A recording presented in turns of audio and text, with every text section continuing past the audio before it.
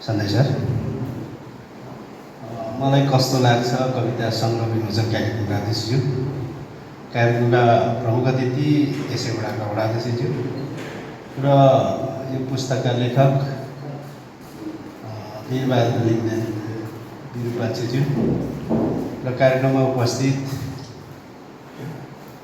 विद्यालयका प्रधानाध्यापक, अन्य उपस्थित साथीहरू, सर्वप्रथम त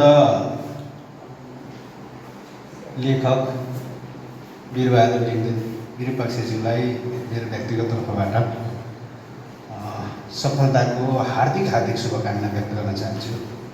किनभने उहाँले यो साहित्य लेख्नको लागि निकै ठुलो कसरत गर्नुभएको छ।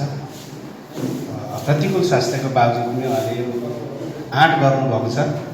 त्यो आँटलाई म सम्मान पनि गर्न चाहन्छु र बिर्सन नहुने र सम्झना पर्ने कुरा एउटा मैले यहाँ राख्नुपर्छ होला भन्ने लाग्छ। लामो समयदेखि हामी छिमेकी र धेरै कुराहरूमा सहकार्य गरेर हिँडेको र कति समय त धेरै हामीले बिताएका इतिहास पनि छन्।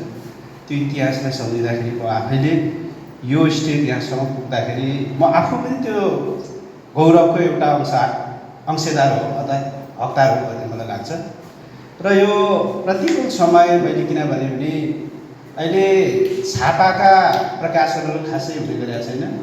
अब यो सोसल मिडियाले क्याप्चर गरिसकेको समयमा हामीले एउटा छापाको चाहिँ साहित्यलाई या विमोचन गर्ने एउटा योजना बनाउनु भयो र यो आयोजना गर्ने टिमलाई पनि मेरो व्यक्तिगत तर्फबाट धेरै धेरै धन्यवाद। यहाँको संस्थाले सदैव यसरी लुकेका प्रतिभाहरूलाई बाहिर निकालेर यस दुनियाँमा के रहेछ भन्ने कुरा देखाउन सकोस्। म त्यो संस्थालाई पनि म धन्यवाद शुभकामना भन्न चाहन्छु।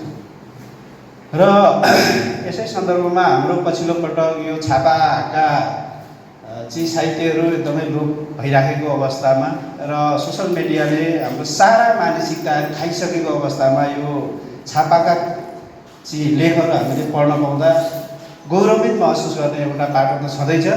त्यही माथि पनि साबीको महमै गाविस साहित्यको क्षेत्रमा केही गर्नुपर्छ भन्ने हिसाबले अघि पनि कुरा उठ्यो। यसको इतिहासहरू पर्गेल्ने भने निकै लामो लाग्छ। त्यो पनि एउटा राम्रै कथा भन्छ विवाह। म त्यसलाई पनि थप लेखन अर्थात् प्रकाशनको प्रक्रियामा जानु हो भने यो फेम्बाको र मलाई कस्तो लाग्छ देखि उता त्यो इतिहासदेखि यो वर्तमानसम्म र का कुराहरूलाई जोड्ने भने पनि एउटा राम्रो पुस्तक बन्छ भन्ने मलाई लाग्छ। किनभने हाम्रो जीवन, हाम्रो परिवेश, हाम्रो साहित्य, हाम्रो चाहिँ यहाँको वास्तविक सन्दर्भ त्यसले पनि बाहिर निकाल्छ र यो समाज कहाँ छ, कहाँ थियो र कहाँ पुगिराखेको छ भन्ने कुरा चित्रण गर्न सजिलो हुन्छ होला। म वीरबहादुर सरलाई यो क्षेत्र पनि भुल्न नहुने एउटा क्षेत्र है भन्न चाहन्छु। त्यसो भएको कारणले गर्दाखेरि यो साहित्य क्षेत्रमा मेरो कुनै त्यस्तो दखल छैन। म अघि नै सन्तोष सरले भन्नुभयो जस्तो कविता आफैलाई मन चाहिँ पर्छ, तर यसको केही पनि बुझ्दिनँ, म पनि केही पनि बुझ्दिनँ।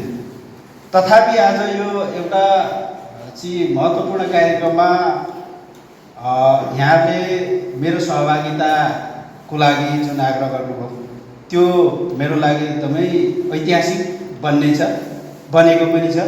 किनभने मैले यो साहित्यिक क्षेत्रमा कार्यक्रमले सहभागी भएको पहिलो कार्यक्रम हो। मैले थुप्रै अरू कार्यक्रम एटेन्ड गरेको छु, तर साहित्यिक क्षेत्रको कार्यक्रममा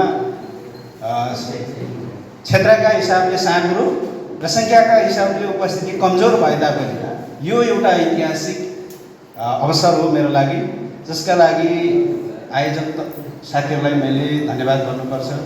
र मैले यहाँ समय धेरै लिनुहुन्न किनभने समय पनि निकै खड्किएको छ र यस क्षेत्रमा मेरो त्यति धेरै दखल पनि नभएको कारणले गर्दाखेरि म अर्को कुरा वीरबहादुर सरलाई थप शुभकामना, थप यहाँको लेखन शैलीमा चाहिँ तीव्रता आओस्।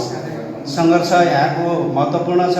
त्यो सङ्घर्षमा हामीले दिनुपर्ने साथ, सपोर्ट र सक्ने सहयोग हाम्रो तर्फबाट चाहिँ फाइनान्सियलदेखि लिएर हामीले गर्न सक्ने अन्य विभिन्न सेक्टरहरू छ। ती सेक्टरहरूमा निरन्तर यहाँको प्रगतिका लागि, यहाँको चाहिँ लेखन शैलीलाई माथि निकाल्नको लागि हामीले गर्न सक्ने सबै खाले सहयोग गर्नेछु भन्ने वाचासहित यहाँको थप लेखन शैली अगाडि बढोस्। यहाँको स्वास्थ्य पनि अलिक केही समस्या छ, यो स्वास्थ्यमा पनि यहाँको सुधार होस् भन्ने कामनासहित आफ्ना कुरा म यही टुङ्ग्याउँछु। धन्यवाद। नमस्ते।